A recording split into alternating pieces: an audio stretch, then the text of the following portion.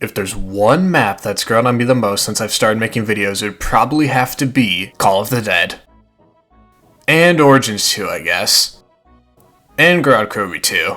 And Forsaken has always been a lower caliber map when it comes to Cold War zombies. I think all 4 maps are good, but Forsaken is definitely at the bottom of the barrel for me, personally, is what I would be saying. Recently, I've been going back and playing all the Cold War maps because, well, once I made that video, I had to go back and play to see if I really was fucking insane or not, and, well, I am insanely in love with this game. I'm telling you guys, okay, we can't get distracted. That's not what this video is. Forsaken is not a bad map.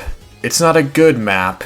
It's a decently good map. Yep, that's right. I'm promoting it from C tier to B tier, I guess. I don't know. It'd probably be like C plus tier if that even existed. So with that being said, let's go back and reanalyze blackopscoldwar Forsaken. Since I'll now be talking about the things I did like in Forsaken, what are the things I don't like in Forsaken? Well, for one, it's still the whole setup process for Pack-a-Punch. The amount of doors you have to open is just, it's really fucking annoying. You have to open up all these rooms for parts for the teleporter, and it's just, why? Like, why would you not? I don't know. And I still fucking hate the stupid-ass abomination. It's just a worse Margwa, and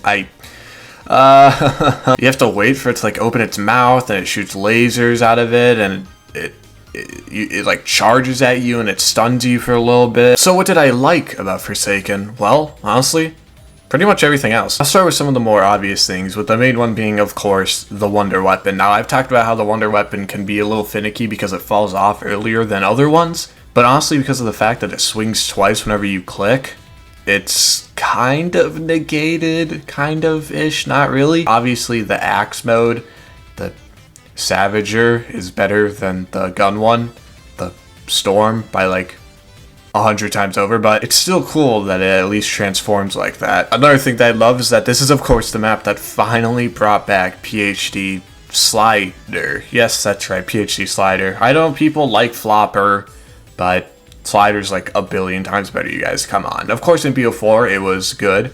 Had no personality with a perk icon like that, but you know what? But in Cold War, it was perfected. Now whenever you slide, you go abso-fucking-lutely flying. Even when you're on the ground, you still move forward really fast. Considering the fact that the slide in this game was, let's just say a little, it's nice to see that Slider can at least bring an overpowered slide back to the table. And of course, when you slide into enemies, oh my oh yeah, and of course, quick second to admire the Pack-a-Punch camo in this map. It's fucking awesome. It's the best in Cold War. Don't even try to fight me. And then there's, of course, the starting room, which is probably one of the coolest in Zombies history, because unlike Moon, which doesn't have any rounds, whenever you're in the starting room at the beginning of the game, the rounds will gradually increase. Now, this is actually really cool, and I honestly do prefer it to Moon, even though in Moon you can just farm point. It's cool to stay here and get to a really high round. It's like the Shadows of Evil's Shadow Man Easter egg where you can shoot them to increase the round by 5. But both are still cool, and I obviously will always prefer this one because, well,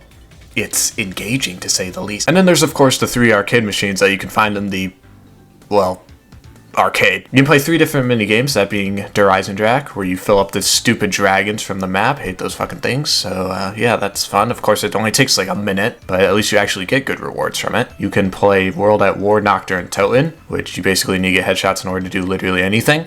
You get another free big loot chest from that. And then of course there's Enduro, which you play as the car score streak thing, and it controls like this one's the worst, obviously. Ranking them from worst to best is Enduro, then World at War, then therelaxingend. So yeah. And of course, the last thing I want to talk about is how chaotic this map is. Now, this is the actual most chaotic map. Well, I mean, it depends on how you deal with the enemies. Me personally, I think the Krasny Soldat is way easier to deal with than the Abomination, because even if you do shoot the Abomination in its mouth while it's open, it still barely even loses any of its health. While the Krasny Soldat, you can basically kill it with like any weapon or shatter blast or napalm burst or literally anything. But Forsaken has basically every goddamn boss zombie. It's got Plague Hound, it's got Manglers, it's got the off-brand fucking Avogadro, it's got the annoying ass fucking, it's got everything. So in conclusion, what do I think of Forsaken overall? Well, I do think it is important to let maps kind of marinate with your playstyle. Obviously, I played Forsaken, I played lots of Forsaken, but I don't think I played enough of it to really warrant my final opinion, which is why I'm obviously making this video. I think it's a good map. I think it's a little better than a good map, if anything. Do I still think it's the weakest in Cold War?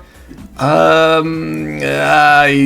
don't know. I'd say all of them except untoten are on kind of the same tier, but honestly, I still really do like all the maps, and I honestly now have an appreciation for Forsaken. Thank you guys for watching, and I'll see you all in the next video.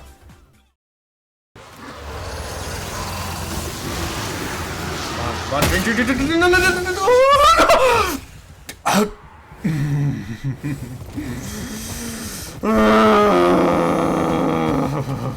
my god. What? Holy shit. Oh my fucking god. Holy shit. Please.